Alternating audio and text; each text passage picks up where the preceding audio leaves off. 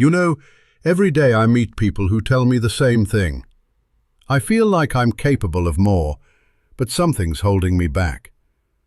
And I always smile, because I've been there too.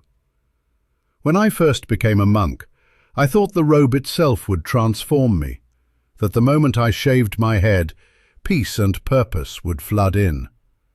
But instead, I found myself sitting with my own mind, and realizing it was louder than ever. That's when I understood. The journey to your potential doesn't begin when the world recognizes your power. It begins when you stop running from your own reflection. Most people never reach their potential because they chase perfection instead of progress.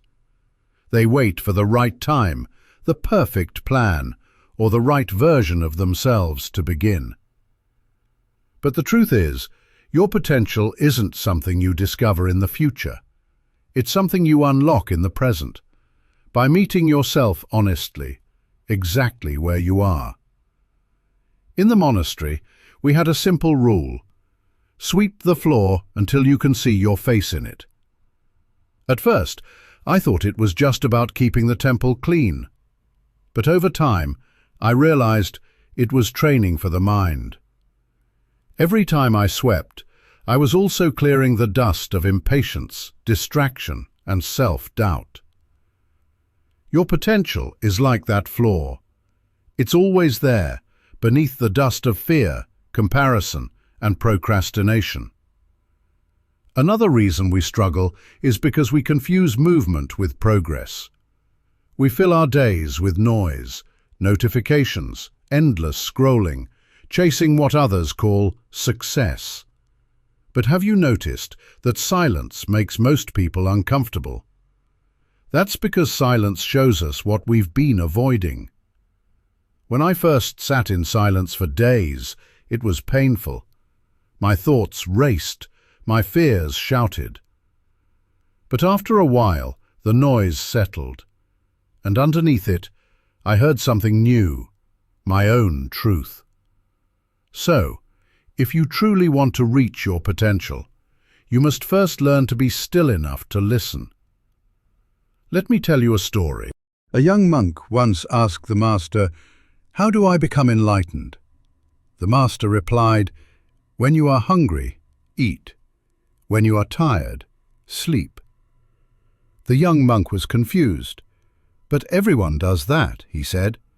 The master smiled.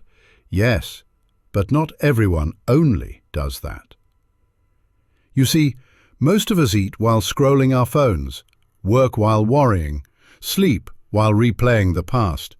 We are everywhere except where we are. The secret to your potential is not in doing more. It's in doing one thing fully.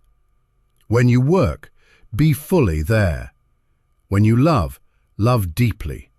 When you rest, rest completely.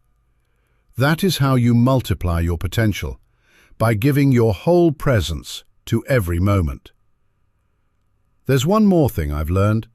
You cannot reach your potential while holding on to who you used to be. Growth demands letting go of old identities, old fears, and even old dreams. The seed must crack for the tree to grow. And yes, cracking hurts. But only through that breaking do you rise into your fullness. So ask yourself, what am I still holding on to that's keeping me small? Who could I become if I finally released it? If you take just one thing from this conversation, let it be this. Your potential isn't somewhere out there. It's waiting quietly inside you, beneath the noise, beneath the doubt. All it asks is that you slow down and meet yourself with honesty and love.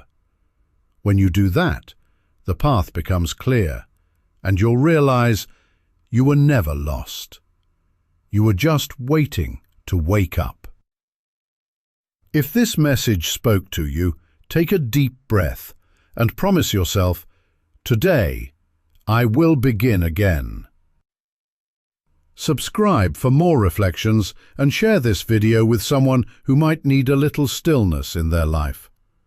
Until next time, stay awake, stay kind, and stay present.